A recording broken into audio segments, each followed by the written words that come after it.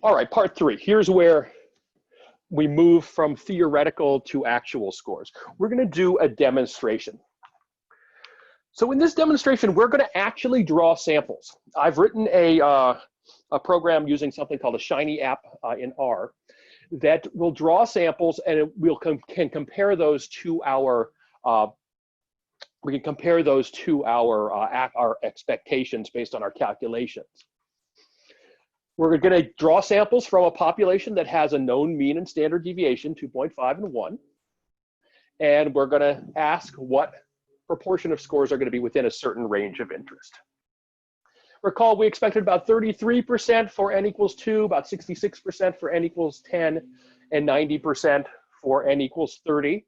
And what I'm going to do, first, a few things that we want to keep in mind here. First, we're really wanting to draw the distinction between the sample mean, that's what you would have in your actual study, and the population mean, which you generally wouldn't know. You want to know when that sample mean is going to tell you something reasonable about the population, when you can start to trust that as an estimate that's going to be relatively close to the population mean.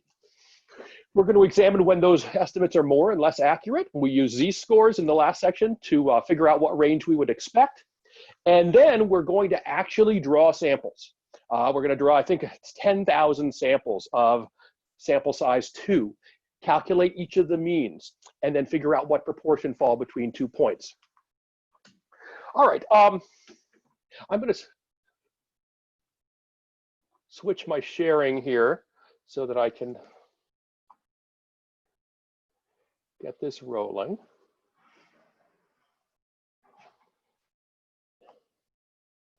And again, I want to stress that this is completely live.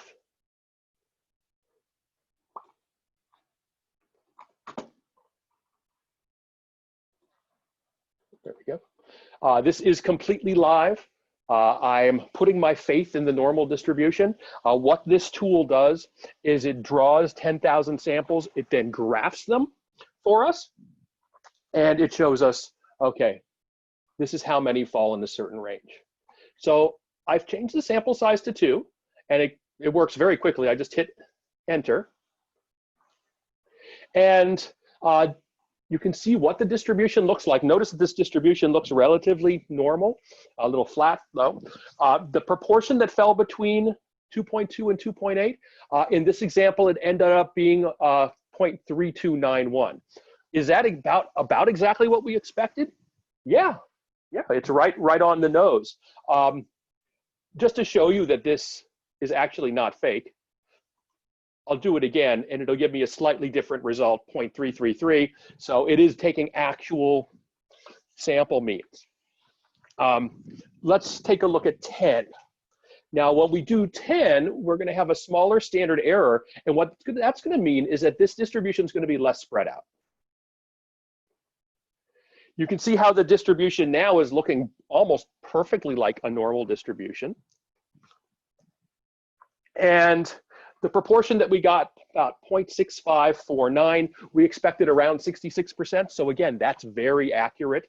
And again, just to show you that it does change with every sample size, but they do all tend to hover just as what we would expect with the normal distribution. Then finally, when we do 30, with 30, we had expected about 90% of our scores. I'm sorry, I typed in 90, that's why that's wrong. With 30, we expected about 90% of our scores, and we can see with 30, the distribution's even tighter, the standard error is getting smaller, and we actually did find just about 90% of our scores. What I really love about this demonstration is that it just shows how powerful the normal distribution is, and it never fails. All I have to do is put my faith in the normal distribution, which has earned my faith because I know that this works. I know that the normal distribution will always not only predict what's going to happen, but when we actually do stuff, we actually draw samples, that's what's going to be the case. All right, let me just flip my share again. And again, you can go to this the Shiny app that I wrote and try this out yourself if you don't believe me.